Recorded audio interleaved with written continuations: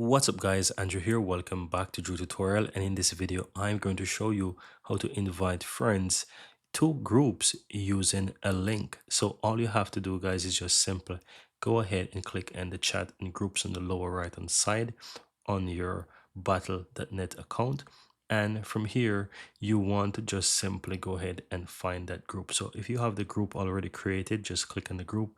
Otherwise you can just simply create a new group by adding a name and basically add a description if you desire as well. Now once you are on that group, simply click and invite some friends here, and you want to switch to invite link. Once you click on the invite link, you'll have the link right here that you can easily copy, and you can share that with anyone you desire. And that's it guys. It's very easy and very simple. Now as you can see here, by default it has an expiration date and a limit, but you can always change that by going into the link options, and you can change it, the expiration date or the number of uses if you desire as well. And that's it. Very easy and very simple.